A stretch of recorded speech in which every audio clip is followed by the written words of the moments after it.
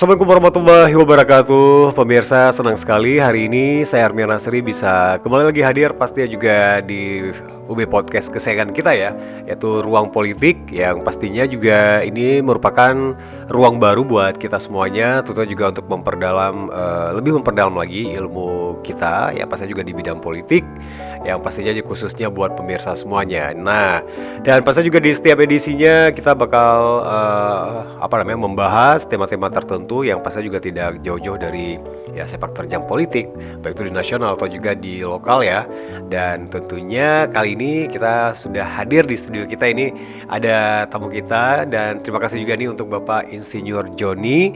Nah, ini beliau adalah Wakil Ketua Umum Bidang Ideologi. Nah, dan pastinya kita juga bisa mudah-mudahan juga bisa mendapatkan informasi dari beliau tentang strategi-strategi ideologi ya untuk keunggulan dari Partai Perjuangan Aceh. Nah, langsung aja nih saya kenalkan sama ya penonton di rumah atau juga sama penikmat podcast Ruang Politik ini. Ini dia Bapak Insinyur Joni. Silakan Bapak langsung mungkin memperkenalkan diri dulu sama pemirsa di rumah. Terima kasih. Assalamualaikum warahmatullahi wabarakatuh. Waalaikumsalam. Pada pemirsa Ubon TV di rumah, saya perkenalkan, nama saya Joni. Saya alumni Teknik Kimia Universitas Siakuala, masuk tahun 84, tamat tahun 90. Selama ini saya bekerja di ASN atau PNS. Pertama itu di Dinas Perindustrian dan Perdagangan, kemudian dari tahun 93 sampai 2000, kemudian 2002 saya pindah ke BKPMD atau Dinas Penanaman Modal dan Pelayanan Terpadu Satu Pintu sampai 2023. Setelah beberapa bulan saya pensiun, praktis tidak ada pekerjaan. Sementara saya masih ingin mengabdi pada negeri ini. Ya, ada teman yang mengajak, ini ada partai baru, ayo masuk. Saya coba di Partai Perjuangan Aceh ini, ternyata cocok dengan hati saya. Sehingga saya bergabung. Walaupun saya ilmu politik itu masih jauh sekali, tapi dengan bergabung di sini ya di bawah arahan Ketua Umum Profesor Marniati, jadi saya juga belajar pelan-pelan, ya mudah-mudahan menambah ilmu-ilmu tentang kepolitikan ini.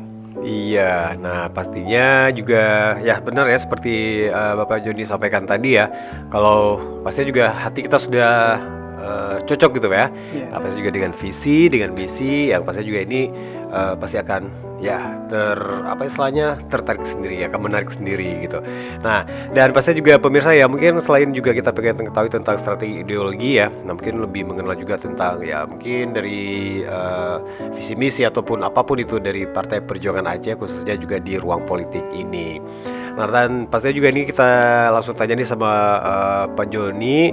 Ini Pak, kalau misalnya yang dimaksud dengan ideologi partai atau juga mungkin ya ideologi dari Partai Perjuangan Aceh ini sendiri, dan tentu juga satu lagi mungkin yang membedakan dengan partai-partai politik lainnya gitu ya, mungkin yang Bapak rasakan ya mungkin sebelum bergabung juga mungkin ya. Nah, dan tentunya juga yang sekarang ini sudah juga menjadi pengurus sebagai wakil ketua umum di bidang ideologi.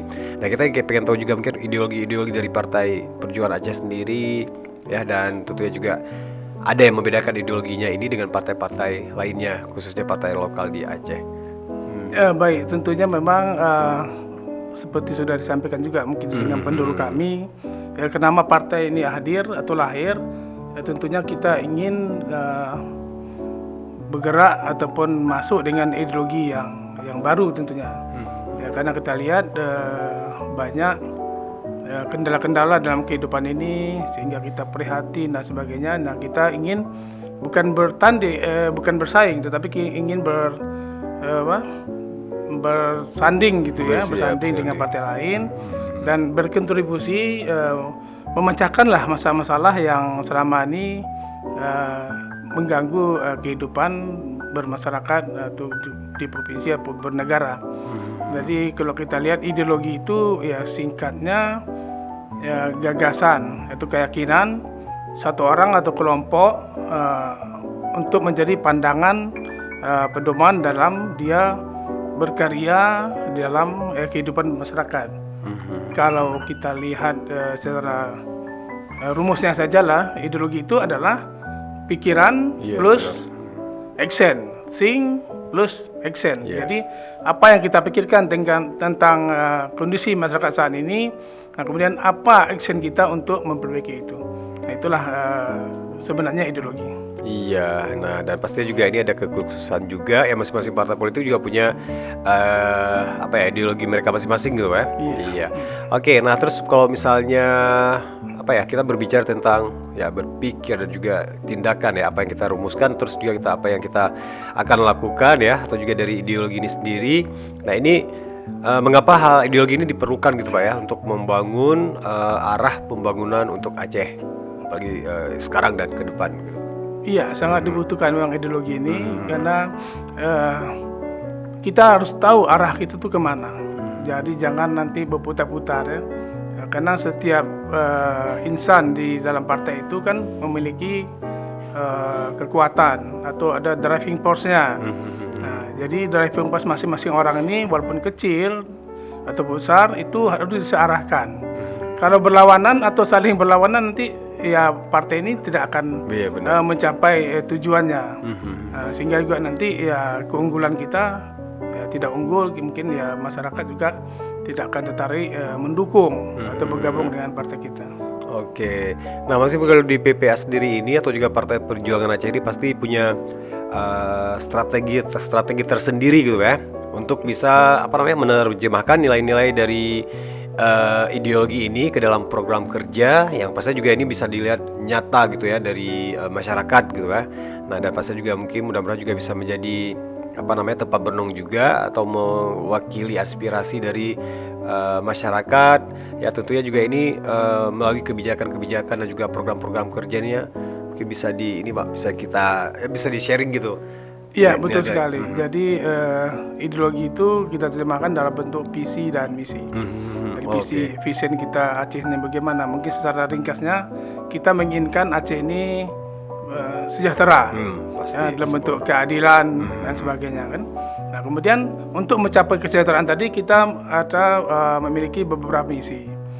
Misi-misi. Nah, saat ini kami juga sedang menggodok dan memperdalam misi-misi tadi sehingga betul-betul menyentuh kehidupan masyarakatnya. Seperti disampaikan sebelumnya juga, lahirnya partai ini kan karena prihatin atau ingin berpartisipasi memecahkan masalah-masalah dalam kehidupan masyarakat, baik ekonomi dan agama dan sebagainya. Jadi kita lihat di ekonomi juga kan Aceh ada isu termiskin di Sumatera ya. Padahal kita potensi luar biasa. Nah, tapi kenapa miskin? Nah, demikian juga. Jadi kita ingin nanti dengan suatu misi kita, tindakan kita sehingga ini bisa kita pecahkan bersama, tentunya juga mungkin dengan bantuan teman-teman partai lain. Walaupun kita baru lahir, tapi kita harapkan kita bisa sejajar atau lebih unggul. Iya, dan pastinya juga ini sebagai wakil ketua umum, tentunya juga untuk bidang ideologi ini, pastinya juga ini memastikan juga gitu Pak ya, untuk semua kader-kadernya supaya juga mungkin punya nilai atau juga ideologi yang sama gitu ya, tentunya juga dalam menjalankan visi misi dari tingkat pusat sampai ke daerah ya Pak ya. Nah pasti juga di dalam struktur kita ada DPP di provinsi, kemudian DPD di kabupaten, DPK di kecamatan, dan DPG di kampung nanti. Nah, kita harapkan semua kader kita di sini ini satu arah. Ya visi kita ini betul-betul tertanam di dalam masing-masing kader itu, sehingga nanti dalam tindakan mereka di kehidupan masyarakat itu betul-betul mencerminkan tujuan dari Partai Perjuangan Aceh ini. Oke, nah berarti luar biasa sekali nih pemirsa ya. Pastinya juga ini benar-benar semua sama gitu ya. Nah mungkin karena juga kita mungkin melihat ya, tapi mungkin ada juga institusi atau juga mungkin partai-partai lain yang mungkin antar di dalam mereka juga tidak sinergi gitu. Kalau misalnya kita sebagai masyarakat lihat, wah ini yang di pusat seperti ini, tapi yang di daerah seperti ini, jadi enggak yang ini. Tapi kalau di PPA ya insya Allah juga sama semua Pak ya, dari melalui visi misi ya pasti juga ini kader-kadernya dari atas sampai bawah itu benar-benar menjalankannya dengan baik. gitu. Nah, dan pastinya kalau untuk berbicara sebuah mekanisme khusus gitu atau juga mungkin teknis dan lain sebagainya untuk bisa menjaga konsistensi gitu Pak ya untuk ideologi ini di tengah dinamika politik lokal gitu. Nah, itu kita tangannya apa gitu Pak supaya konsisten gitu, supaya juga ideologi dari PPA ini benar-benar dari awal sampai akhir tuh tidak ada yang berubah gitu. Iya betul. Walaupun seseorang itu sudah mendapatkan pembekalan ideologi, tapi tidak bisa kita lepaskan begitu saja. Secara berkala nanti kita akan cas kembali, brainstorming kembali. Ya kan ideologinya juga sebenarnya mungkin secara dasarnya tidak berubah, tapi dengan perkembangan lingkungan strategis, apakah teknologi atau IT sebagainya, ya juga ideologi ini bisa menyesuaikan. Artinya kita sesuaikan dengan kemajuan teknologi dan informasi. Jadi masing-masing kader ini tetap kita beri pembekalan.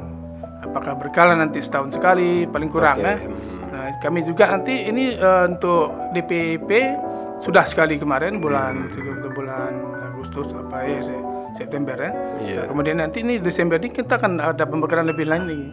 Nah, sehingga nanti visi dan misi kita itu betul-betul lebih tajam dan lebih unggul sehingga ya kita harapkan kami kan sedang menjual ini, menjual kepada masyarakat. Ayo dukung PPA nanti kalau kami berkuasa baik di legislatif maupun di eksekutif, kita akan ciptakan kondisi atau kehidupan begini. Oke, nah dan pastinya juga ini merupakan sebuah tantangan juga gitu Pak ya. Nah apalagi juga perubahan sekarang yang tentunya juga ini perubahan zaman dan tentunya juga berpengaruh dengan tatanan di politik juga gitu Pak ya. Nah jadi dari pemahaman mungkin dari generasi milenial dulu, terus juga sekarang dengan generasi remaja-remaja sekarang yang pastinya ya mungkin mahasiswa juga yang secara tidak langsung mungkin agak sedikit berubah gitu. Nah jadi pastinya itu mungkin punya strategi sendiri gitu Pak ya, untuk merangkul tidak hanya Gen Z atau juga tidak hanya milenial ya, tapi juga yang Gen Z sekarang yang pastinya juga sudah bisa memberikan suaranya juga untuk bisa mempercayai PPA sebagai perwakilan mereka gitu. Itu ada strategi khusus atau gimana gitu Pak untuk tetap menyatukan anak-anak sekarang juga ya pastinya juga bisa terangkul juga di PPA gitu. Iya betul. Jadi masa itu ada orang ada masanya. Iya benar. Ya saat ini anak-anak Gen Z sekarang kan berbeda dengan kita dulu lah. Iya benar. Jadi dengan kemajuan teknologi mereka mungkin komunikasi bisa lebih cepat, mendapatkan komunikasi atau informasi kan. Nah, kami kan dari PPA juga harus bisa menyikapi hal itu sehingga tidak ketinggalan dan sehingga bisa merangkul anak-anak Gen Z ini yang terutama kalau saya lihat anak-anak Gen Z ini kan tamat kuliah kan cari kerja. Iya benar. Ya, mungkin sama-sama kita tahu lah di Aceh ini lapangan pekerjaan itu yang paling banyak itu kan itu dibuka PNS atau SN itu berebut di situ. Padahal terbatas. Sementara sektor real, sektor swasta lainnya agak kurang. Iya benar. Nah kami nanti dari PPA bertarget menciptakan banyak lapangan pekerjaan nanti di Aceh. Tentunya dengan banyak lapangan pekerjaan itu ya investasi banyak kan. Kita lihat di Aceh ini bahan bakunya banyak, tapi pengolahannya kurang. Banyak kita ekspor seperti CPU itu ke Medan semua kan. Sementara di sini menjadi minyak goreng juga nggak ada. Benar jadi nilai-nilai tambah itu di luar. Jadi kita harapkan nanti dengan banyak investasi itu bisa menciptakan lapangan pekerjaan. Jadi kita harapkan Gen Z ini tertarik gitu. Tertarik. Jadi harapkanlah mahasiswa juga tertarik mendukung. Kalau mereka mendukung PPA, kita berkuasa, kita bisa menciptakan iklim itu ya sehingga apa yang kita cita-citakan ini tercapai ya semua bisa menikmati. Nah, demikian juga nanti seperti peluang usaha misalnya kan. Kalau ada memang peluang usaha di Aceh ini ya kita harapkan ke orang kita dulu. Investor itu kan tidak mesti asing. Investor itu bisa dari dalam negeri kita asalkan. Jadi kalau yang dari kita lebih terjamin keamanan dan sebagainya gitu. Nah, itulah yang kami tekankan nantinya salah satunya untuk merebut hati Gen Z ini dengan ya bukan janji sih. Insya Allah nih bisa tercapai kalau memang iklim itu bisa kita ciptakan. Iya, karena kalau nggak salah di PPA sendiri juga ada apa ya, divisi khusus gitu ya, atau juga mungkin ya bidang khusus gitu yang menaungi dari para Gen Z ini ya, atau juga para orang anak-anak muda sekarang itu dengan mungkin ada program-program khusus gitu Pak ya, mungkin di khususnya untuk mereka gitu ya. Nah, terutama juga mungkin para politisi muda ini gitu. Nah, supaya juga ideologi ini bisa ya sinergi gitu ya, semua dari atas sampai bawah termasuk yang muda-muda. Iya, kita di PPA itu ada dua, ada AMPA, Angkatan Muda Perjuangan Aceh. Jadi itu untuk anak-anak muda kan, apakah tamat SMA, SMK atau yang kuliahan. Kemudian juga ada barisan perempuan perjuangan Aceh, BPPA ini, dan juga untuk yang kaum putri di situ kan. Nah, kita bisa memberikan pembekalan kepada dua kelompok ini, putra dan putri. Nah, sehingga betul-betul nanti bisa menjadi kader dan mendukung cita-cita dari Partai Perjuangan Aceh.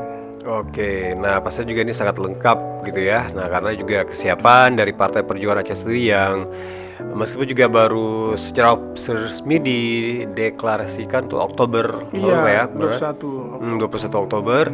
Yang pastinya juga ini sudah ya insya Allah juga sebelumnya ini banyak program-program juga ya, tidak hanya untuk anak muda seperti Bapak Joni sampaikan tadi, juga kepada masyarakat pada umumnya. Ini sangat luar biasa sekali ya, apresiasi untuk PPA ini gitu. Nah, terus kalau misalnya untuk mungkin berbicara sekarang atau juga nantinya ya, yang pastinya juga kalau ini mungkin mewakili pemirsa di rumah juga. Nah, jadi untuk bisa tetap konsisten dan juga bisa menyeimbangkan gitu ya untuk kebutuhan pragmatis politik ya, pastinya juga tidak bisa dihindari juga, dan juga keteguhan dari prinsip ideologi sendiri. Ya, istilahnya juga bisa tetap pastinya juga mungkin yang dinamika atau juga turbulensi politik kalau di internetnya mungkin ya orang-orang partai sendiri yang tahu Pak ya, gimana mungkin tantangannya ini segala macam, dilemanya dan lain sebagainya. Tapi untuk kita sebagai masyarakat ingin melihat supaya juga PPA ini benar-benar konsisten gitu ya, dari pragmatis politik dan juga untuk prinsip ideologinya sendiri ke depan gitu dalam pelaksanaannya segala macam. Itu komitmen atau juga actionnya seperti apa gitu Pak? Iya, untuk konsisten ideologi ini terutama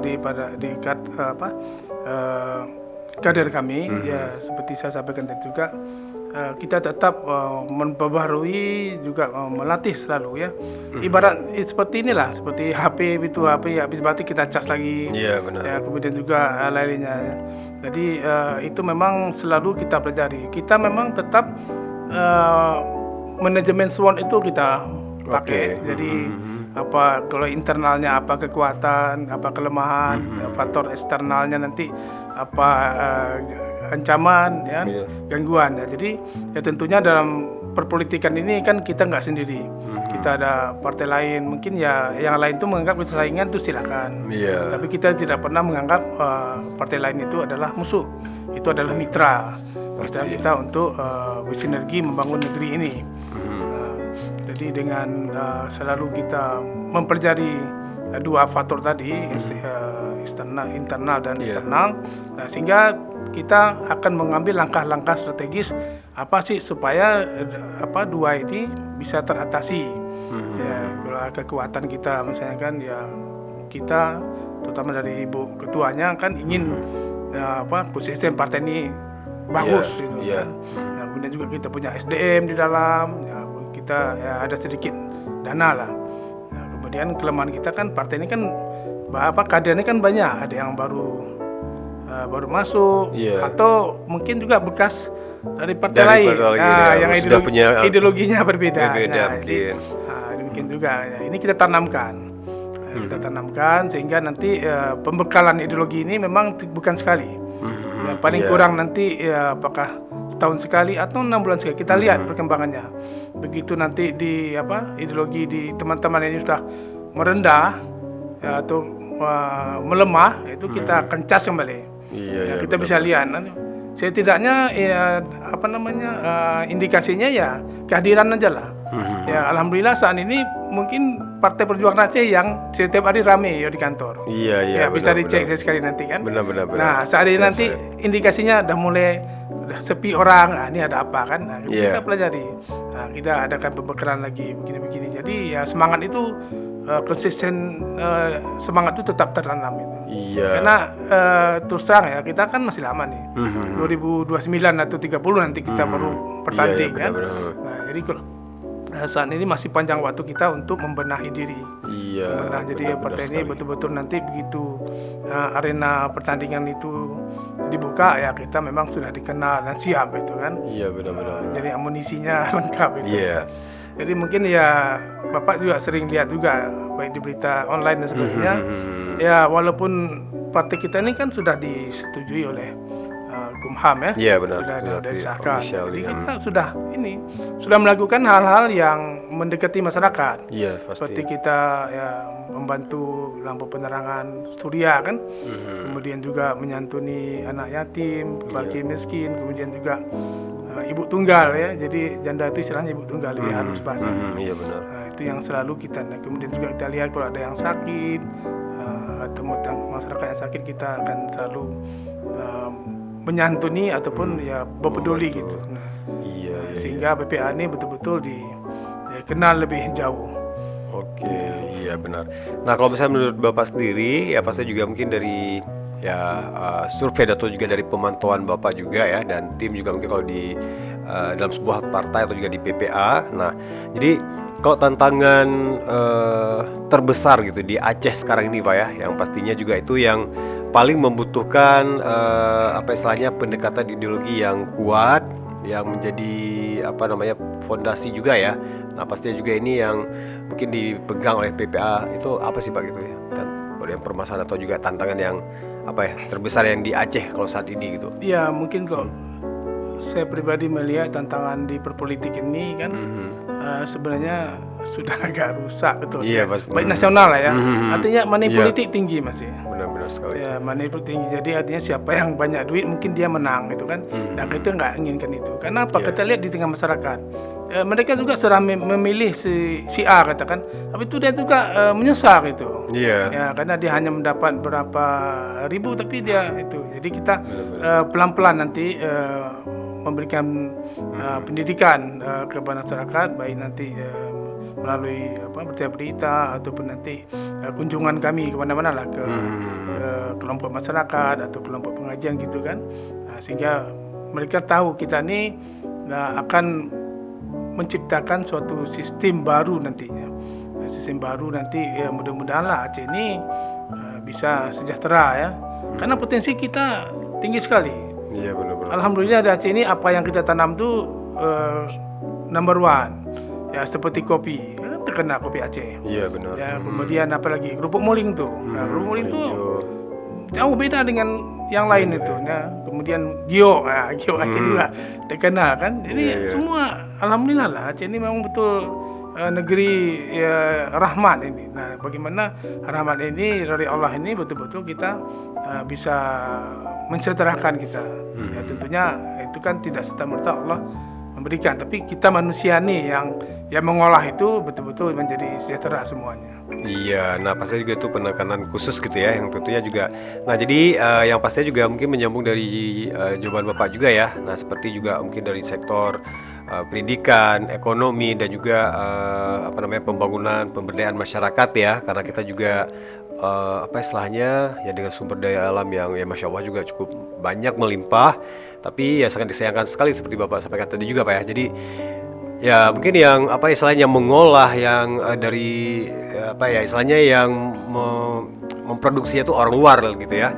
Baik itu mungkin ya sebagai produsernya, pengusahanya dan bahkan apa namanya terserap tenaga kerja di luar dari hasil kita, sedangkan kita sendiri ya itu juga sangat disayangkan sekali itu yang belum merasakan itu gitu ya. Nah, dan pastinya juga ini kalau apa istilahnya untuk isu-isu hal seperti itu gitu Pak ya. Nah, terutama juga dalam pendidikan juga.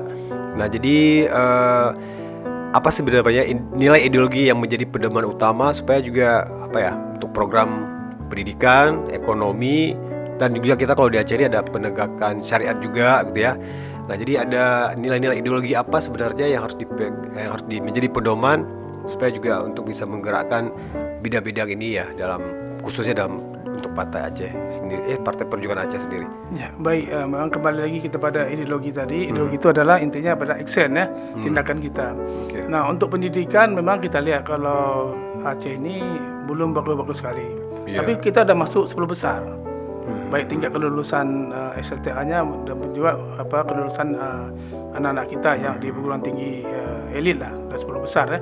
Tapi kita tidak puas di situ. Kita ingin bisa to be number one, menjadi nomor satu. Nah, kemudian juga kami berpikir bagaimana di Aceh ini ada semacam jaminan pendidikan Aceh. Iya, benar. Seperti kesehatan, jaminan pendidikan Aceh, bagaimana nanti sehingga nanti betul-betul anak-anak sekolah itu memang tenang dia.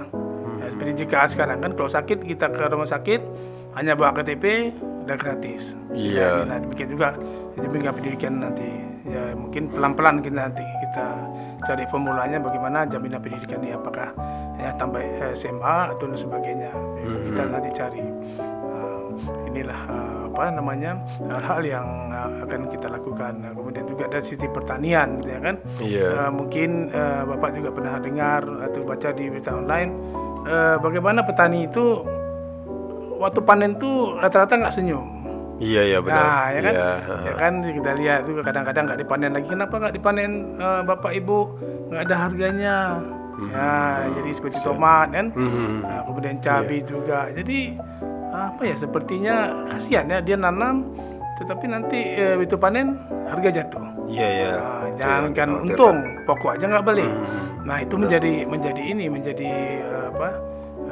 pikiran kita bagaimana action kita nanti. Ada sebenarnya langkah untuk yang bisa kita tiru ya, seperti di Malaysia. Malaysia itu ada FAMA itu. Federal Agriculture Management gitu ya. Jadi membentuk agensi. Jadi kalau cabai itu ada agennya nanti. Agensi ini pemerintah bukan swasta.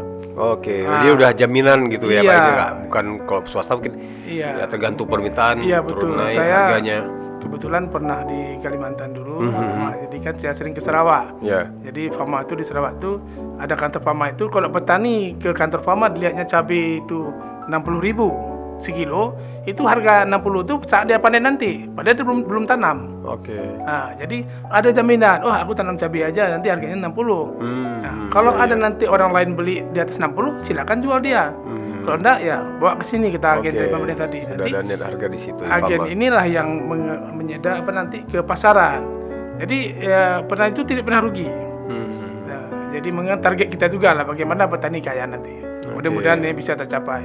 Nah, demikian juga hal-hal lainnya ya. Jadi ideologi kita itu tadi langkah action kita untuk menyelesaikan masalah-masalah yang ada di dalam kehidupan bermasyarakatnya. Kita harapkan Aceh ini menjadi contoh nanti.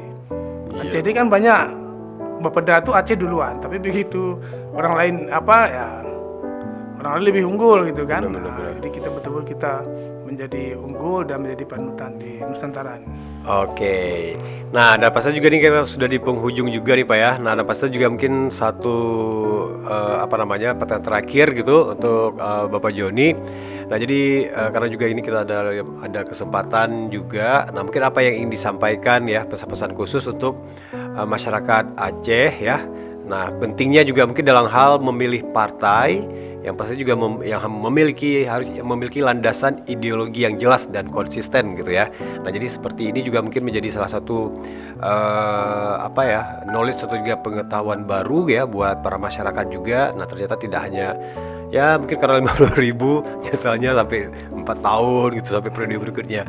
Nah, itu mudah-mudahan juga ini pasti alhamdulillah masyarakat sekarang sudah semakin pintar gitu ya. Nah, jika dengan adanya ruang politik ini juga dari mungkin media sosial, dari membaca dan lain sebagainya semakin melek gitu ya. Jadi pentingnya itu benar-benar mempercayai partai-partai atau juga sosok-sosok legislatif yang amanah.